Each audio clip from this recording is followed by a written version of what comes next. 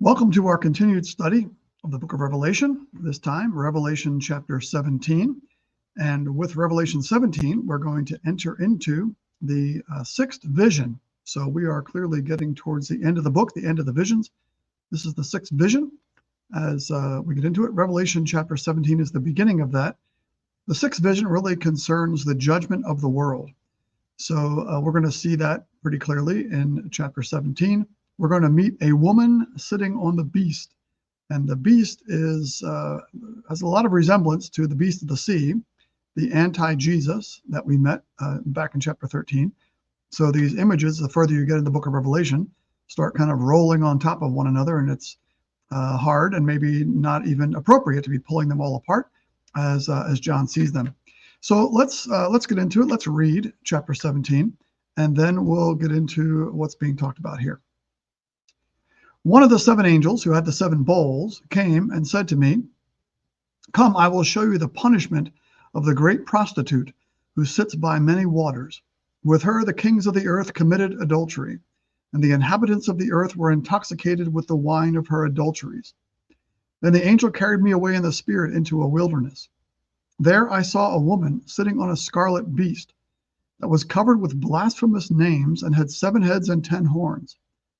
The woman was dressed in purple and scarlet, and was glittering with gold, precious stones, and pearls.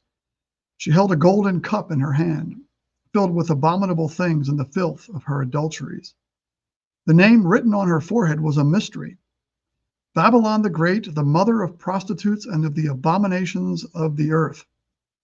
I saw that the woman was drunk with the blood of God's holy people, the blood of those who bore testimony to Jesus. When I saw her, I was greatly astonished. Then the angel said to me, "Why are you astonished?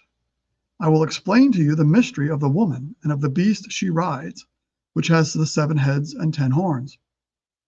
The beast which you saw once was, now is not, and yet will come up out of the abyss and go to its destruction.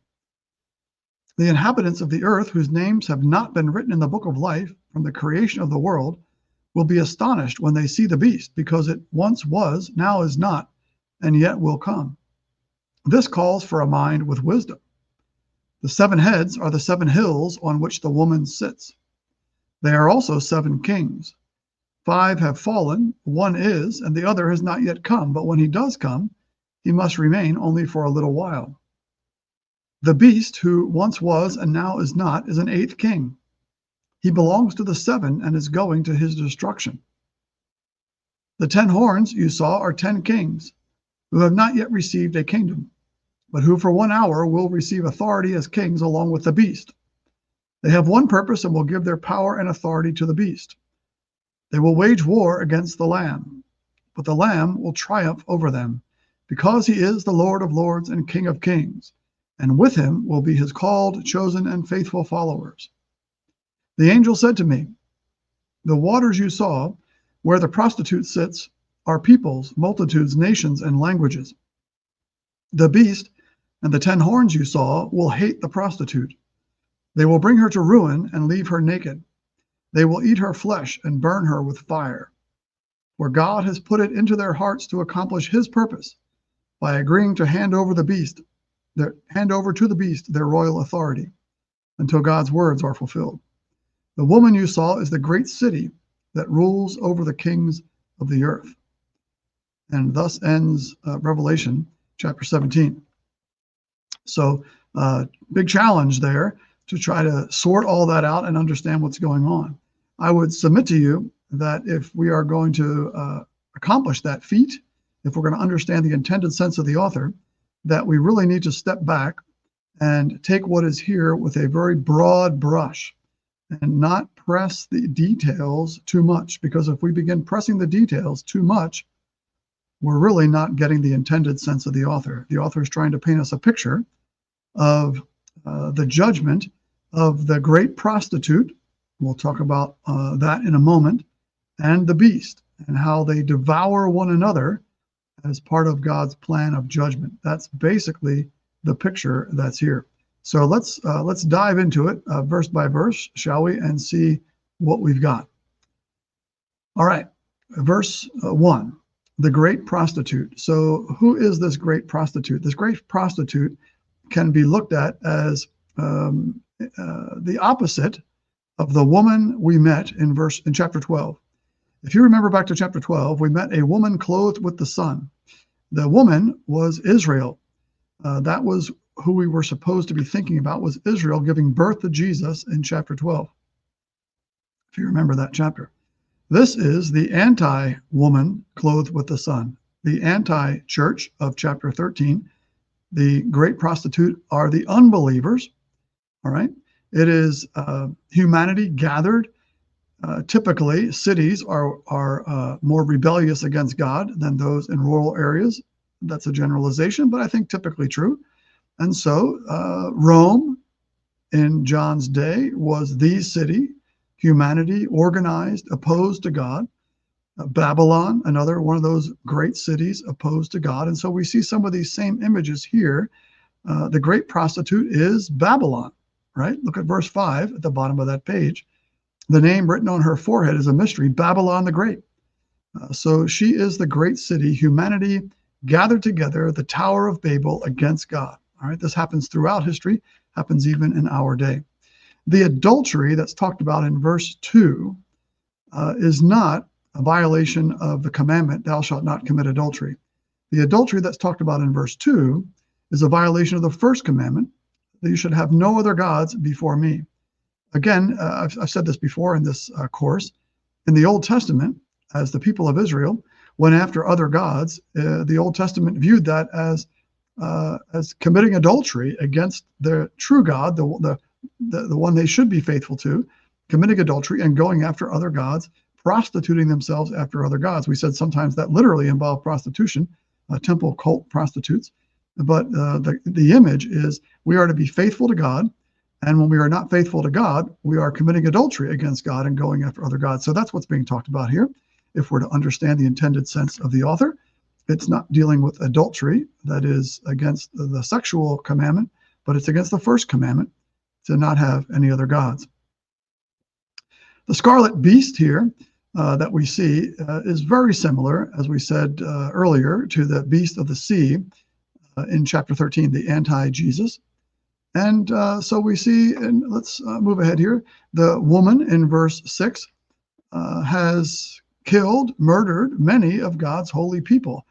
How relevant this would be to John's hearers, to the people he was writing to, that their friends, their fellow believers, brothers and sisters in Christ, had been slain by who? By the world, by people opposed to God. And so they show up in this vision. The beast is obviously in verse 8, for instance, we see this phrasing happen a couple of times. That was, that is not, and will yet to come. It's kind of very similar to how Jesus is described. And so kind of, again, imitating the beast, imitating Jesus. We saw that with the beast of the sea, nothing really new here. Look at verse 9. The 7 heads are the 7 hills on which the woman sits. So what is that referring to? Well, we've talked about people gathered in community against God. Rome was a city built on 7 hills. And so this would, as John's hearers hear this, as they read this, that would immediately call to their minds Rome, which we've already talked about. Rome is the place, kind of the new Babylon, if you will, where people gather together, the forces that are against God gather together and rebel against God. Now, there's some different interpretations for verse 10, and I wanted to kind of go over those and tell you why I believe what I believe about this. Because of the way some Old Testament prophets prophesied specific kingdoms in some of their prophecies, there is a tendency in a lot of commentators to do the same thing here in verse 10 and try to pick out which kings are being talked about, specific kings or kingdoms in history. Whether it's specific Roman kings, 5 have fallen, 1 is, the other has not yet come, or whether it's 5 kingdoms, 5 empires. So some would say, for instance, 5 empires have opposed God's people. They count them up: Egypt, Assyria, Babylonia, Persia, and Greece, prior to John's day. Well, that's all well and good. And of course, one is being Rome, and then the other has not yet come. That's all well and good, except for the fact that to get to that number, you have to say that Persia opposed God's people. And yet Persia did not oppose God's people, but Persia was the kingdom that facilitated the return of God's people from the exile to Jerusalem to rebuild Jerusalem in the days of Ezra and Nehemiah. So it doesn't quite fit. So what do I think is going on here?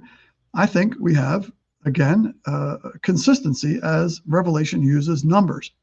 And this is the number of kings, the perfect number of kings throughout history. And what John is saying is that history is progressing quickly toward its end, that there's not much time left. And in biblical parlance, there's not much time left. We are living in the last days. John was living in the last days. And so I think that's the point of verse 10, is that history has been progressing, but to encourage God's people, there's not much time left. Time is moving quickly. All right. And then we have the eighth king. It's not in succession, right, to the seven, but the eighth king is the power behind earthly kings. It is the Antichrist, the spirit of Antichrist, which we saw in St. John's letters, the first and second letters of St. John that I pointed out earlier when we were talking about the Antichrist in chapter 13. Verse 12 here, the 10 horns you saw are the 10 kings who have not yet received a kingdom, but for 1 hour will receive authority as kings along with the beast. Again, I believe that we should take this as typical of Revelation, apocalyptic literature, how it uses numbers to say that there's a full number of kings yet to come. But you know what? They're not that important. It's an hour here, an hour there. It's not much. The world is hastening to an end. That's the point. They're going to be, what would you say, a blip on the historical screen, if you will. History is coming to an end quickly. All right. Let's move ahead to the end of the chapter here, verse 15. The waters you saw where the prostitute sits are peoples, multitudes, nations, and languages. In other words, the waters are the earth aligned against God, the whole world aligned against God's church. And then this bizarre thing happens in verse 16. The beast and the prostitute, you would think, are on the same side. And they are on the same side, the beast of the sea. So that's the anti-Jesus, and the prostitute kind of parallels the anti-church, the people on the earth opposed to God. You'd think they're on the same side. You'd think they would be aligned with each other. They are. But on the other hand, the devil, what does Jesus say? Comes to steal, kill, and destroy. The devil even hates his own.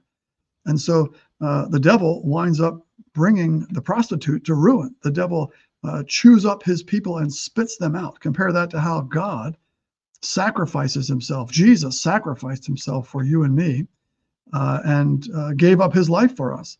The devil treats his people completely differently. The devil chews up his people, as we said, and spits them out, burns them with fire. It's just the devil hates even his own instruments of wickedness. How often in history have we seen evil people come to an evil end? So there you have what's going on there. So that's chapter 17.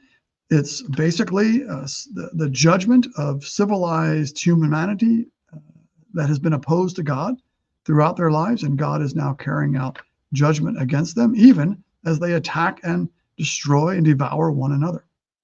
All right, so that's chapter 17. Thanks for joining us on that little tour. Again, as with every other chapter, helpful to go back over it together with your small group or by yourself. Make sure you got what's going on here, that you could explain it to somebody else in a couple of sentences, and then we'll move on to the next chapter. Thanks for continuing this study of Revelation with us.